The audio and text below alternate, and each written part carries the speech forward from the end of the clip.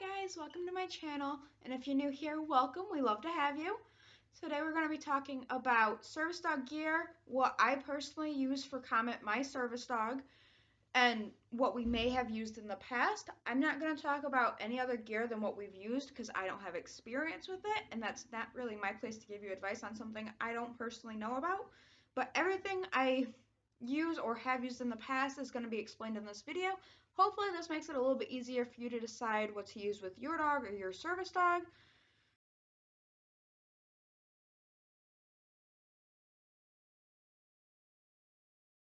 First, we're going to talk about collars and all the different kinds of collars we use. I'll preface this by saying I do use some collars that aren't positivity only, including e-collars, prongs, and choke chains. I've been taught how to use these by a professional trainer. I use them in the safest way possible, and I will start my entire video by saying any training tool can be abusive, but any training tool can also be useful. Any tool that's going to be in this list can be used abusively depending on the person. So any of my tools here that you may not agree with, please don't come at me and hate on me for it. This is my personal choice. This is my service dog. If you don't like it, please just skip forward in the video a little bit. Thank you. Starting off, we'll start with flat collars.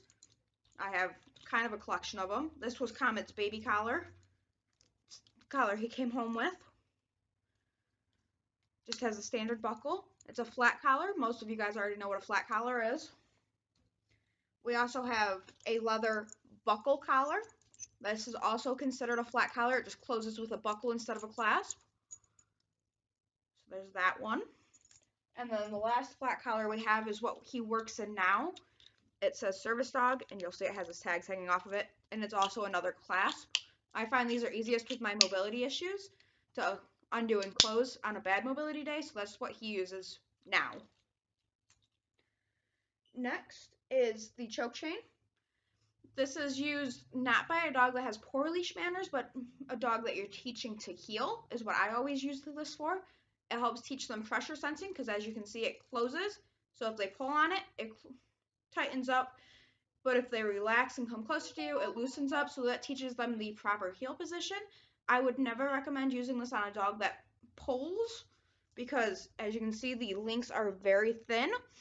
And this puts pressure on the trachea, and you don't want to risk your dog's trachea collapsing. That can be very bad.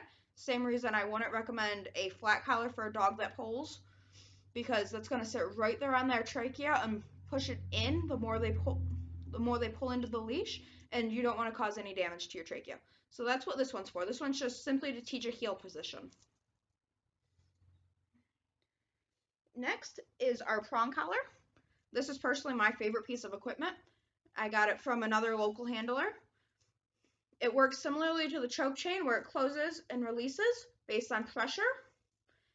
The only difference is it has those points. They are rounded off so they don't dig into the skin. And once it closes, if my hand was the size of a neck, which thankfully it's not, it pinches the skin together. It causes discomfort, but it does not cause pain. And to prove that I would not also use it, because I won't use any gear I wouldn't put on my dog. This is fitted as if I were a dog, 2 fingers able to fit underneath. I'm pulling on it as hard as I can. It does not hurt. Yes, it's uncomfortable. It's meant to be uncomfortable, but it will not hurt your dog if used correctly. Again, gotta get it undone. A whole lot easier to get it undone when you can see it. There we go. So that's the prong collar. Next is our e-collar. We use this for long range commands. He does work off leash because due to my disability and his tasks, I'm legally protected to work off leash, and some of his tasks require him to be off leash to effectively do them. So we use this for clear communication. It does come with a remote.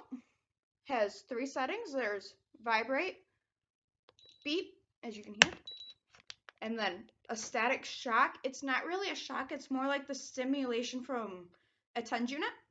It causes small muscle contractions, but it doesn't actually shock your dog. It's not harmful. This is on the same level that I usually work him on. As you can see, I'm pushing the static shock. It does not hurt. The vibrate just feels like a phone vibrating.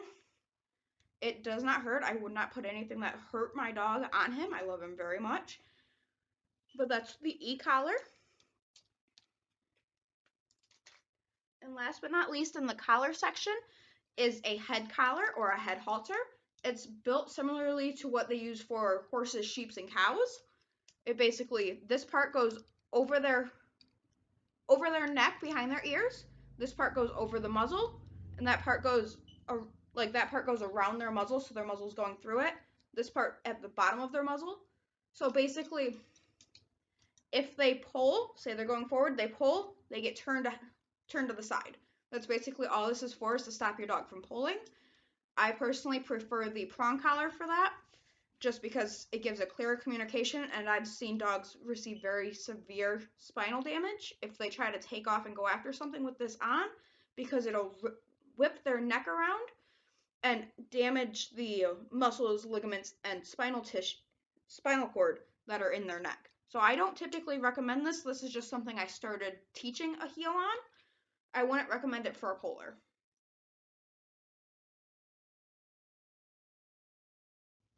All right, for our leashes, I'm going to start off with our smallest and work up to our largest. The only one not going to be in the video is our 30-foot leash, and that's because it's in the tub soaking right now. That's basically just used for recall. I'll insert a picture of it in the next slide after this video. But first is our traffic lead. It's just a 1-foot leash. I usually just hook it to his collar if I want him to work off leash, so there's something to grab onto if I need to. Typically don't need to, it's a just in case kind of mechanism, but that's what I use this for. Next is our car leash. It looks like a leash on one end, is fully adjustable, but on the other end comes with a seat belt. So imagine my hand is the seat belt. You would literally just click it in like you would click your human seatbelt in and hook this to the dog's vest, and that way they don't become a projectile if you get in a crash. This is one of the safest ways to contain your dog in the back seat, so they're not getting up in the front seat, they're not hanging out the window where it's unsafe, and if you unfortunately do get in a crash, they don't become a projectile and hurt yourself or them. I highly recommend you get one. I'll link it down below. Next is our working leash. It's a 3-in-1 by Roughwear. As you can see, it's a little too long to fit on the camera. It's about 8 feet. Comes with a really nice lobster clasp. Has a small traffic lead built in. And then going to this end. The 3-in-1 is because it can be a regular leash. It can slide out to fit around your waist. Or it can slide all the way open to be an over-the-shoulder leash. So it would sit just like that. This end would, of course, go to your dog. Boom. You're completely hands-free at this point. This is our typical working leash, just because I do like to keep him out of my hands if he is on leash. He isn't typically on leash anymore just because it interferes with his job. So that's our hands-free leash. Next is our slip lead. We only really use this for potty breaks around the house now because I live in an apartment. So I either have to have him leashed or we really can't go outside based on the company. Not going to get into the legality of that because it's not technically public access. It blurs the line a little bit and can be very confusing. So we use this to take him to go outside. It's just a standard slip leash. It tightens and closes around the dog's neck. There's a fastener so it doesn't slide too far for your dog to slip out. And it has a handle. It's as simple as that. And last but not least, in our leash category, it's not really a leash, but it's a leash accessory, and that's a leash wrap. It has Velcro on the back, writing on the front. It basically just adds another sign to your person, to your dog, to your leash, whatever it may be, so people can identify it as a service dog. And let me say that service dogs in America do not need to be labeled. They do not need to have a vest. They do not have to have a bandana or a leash wrap or anything marking them as a service dog under the ADA. So this is just a personal preference. I had this when he was a puppy just because puppies grow really quickly, and I didn't want to spend all that money on a bunch of vests. I ended up spending money on the vests anyway, but this was a really good purchase. I used it up until about 3 or 4 weeks ago. This one was made by River Dog Gear, and I'll link them down below as well. Alright, last but not least, we're going to talk about all of our vests and harnesses. We do have a couple that don't really fall into this category, but are accessories and stuff that can be used like that. Used as a vest, I should say. I'm sorry. The first is his winter coat. Since where I'm from, you don't legally need to have a service dog labeled or have a vest for them. We used this during the winter, even though it doesn't have any patches or patch space on it, simply because it kept him warm, and because we didn't need to label him, I didn't really worry about it too much. The back has these elastics that go around his hip joint, so the back end isn't flapping up in the wind or getting caught on snow. It has a hole for the leash, so you can put the leash from your hand through the hole and hook it onto their collar on the other side. It's fleece lined and very soft. And then it has an adjustable neck and girth strap. That's his winter collar. We really didn't get a chance to use it. Not winter collar, I'm sorry. Winter coat. We didn't really get a chance to use it this winter. I just didn't get cold enough to warrant it because he's already a really fluffy dog as it is. I didn't want him overheating. Next is the accessory I was talking about. These are saddlebags that go on either side of certain vests, and they can hold things such as business cards, medications, blood pressure cuffs if that's what you need, glucometers, EpiPens, pretty much anything you can think of that's small. These are only about the size of your hand, so it's not going to hold like groceries or anything like that, but they're really good for small medications and stuff like that. Next is Comet's puppy vest. This is a Julius canine vest. You can also find them on Amazon and Chewy and shops like that. It has a reflective strip around the front. This is a straight front. It's straight, pretty self-explanatory. Has a girth strap. Has Velcro on either side for patches. And then on the top, it has a D-ring and a handle. I'm not really sure why they include a handle on a harness this size, but it is what it is. And then it also has the holes here to put the saddlebags through. They have a strap on the back of them. So you would just unvelcro the strap, put it through that hole, and then velcro it closed, and they'd sit along the side like that. So that's his first puppy vest. A lot of people go with these kinds of vests simply because they're affordable. They're highly adjustable, so both the neck strap and this strap adjust, and they adjust quite a large size range. This is a medium. It fit him from the time he was 4 months up until he was almost a year old. So I highly recommend this if you're getting a puppy to start training as your service dog, or just have a puppy in general. That's his puppy vest. Next is his play vest. It's also a straight front, but it's styled a little bit differently. It has a larger neck hole. He went through his fear period when we first got this, so I was trying to make everything as non-scary as possible, and since he already struggles with a small amount of gear shyness, I thought this would help us the best because it's got a huge head hole. It's got 2 large patches on the vest that both say service dog, a nice sturdy handle, and locking mechanisms on the clasp, so if it's up forward you can't unclasp it, but if it's pushed back it comes undone. It helps keep the dog from accidentally knocking open their buckle if they're shaking or messing around in the mud, which Comet likes to do both of. And it also comes with an O-ring on the back, which, as you can see, holds his poop bags and usually has a water bowl or something also attached to the back. So that's his play vest. We typically use this when we're going to the dog park or nature parks, so he's still vested and still marked. If there's an emergency, emergency services knows that that's a service dog. It doesn't get separated from me. Whereas if I had him unmarked, they might very well just call the dog warden and have them pick him up if I needed an ambulance. So I'd prefer to keep him with me just based on my medical needs. That's the best route for us. So I keep him vested.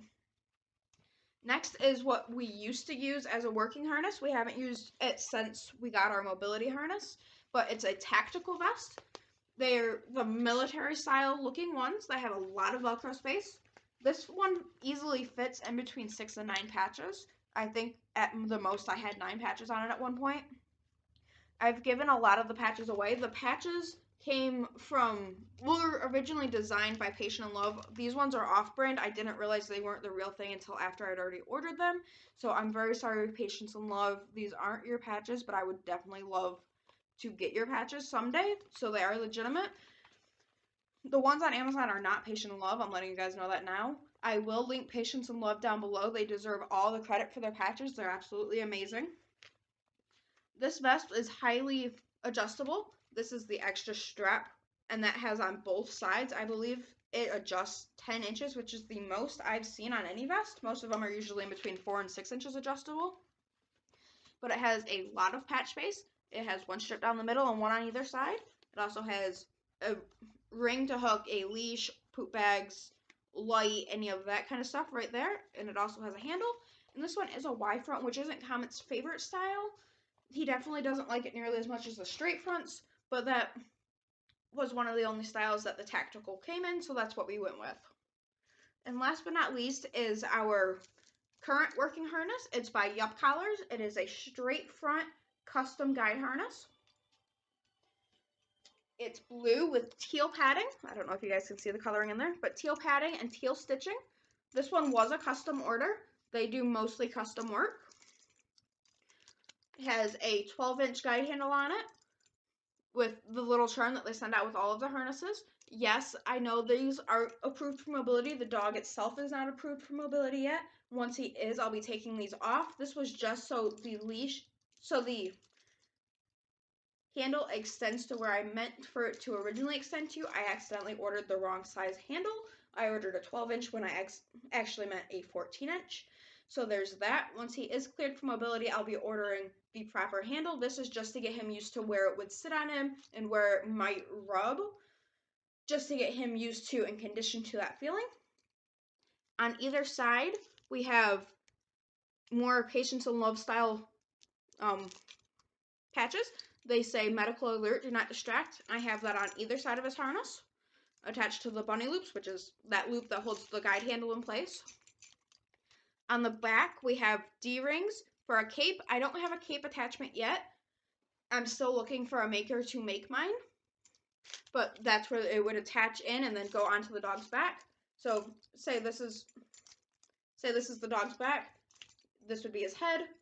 It goes through that, sits on his chest. The cape would sit back here, so it adds extra patch space. So they wouldn't have to be on the bunny loops, they could be on his back. This one did come with a really nice metal buckle. I highly recommend Yup. This thing is so soft and so supple for being leather. I'd never thought leather could be this soft, and that's coming from someone that absolutely loves leather gear. And last but not least on this harness is my S-clip. If you guys have never heard of S-clips, they are flipping amazing. If you like to move collars a lot or have just a lot of tags that you don't want to have to use that little ring that comes with them, because I know those can be hard to separate sometimes. I use an S-clip and just put all of them on the S-clip so I can move the S-clip from collar to collar or harness to harness. And on that clip, I have a small little light so I can see where his shoulders are. And then a tag that says Medical Alert Service Dog with his name on the front. And then on the back says access required by law. Do not separate from handler. If she goes somewhere, I go. I got that from a local pet store. It is not specifically made for service dogs. It was just a normal name tag that I had custom made for him. So that is our Yup harness, and I will link that down below.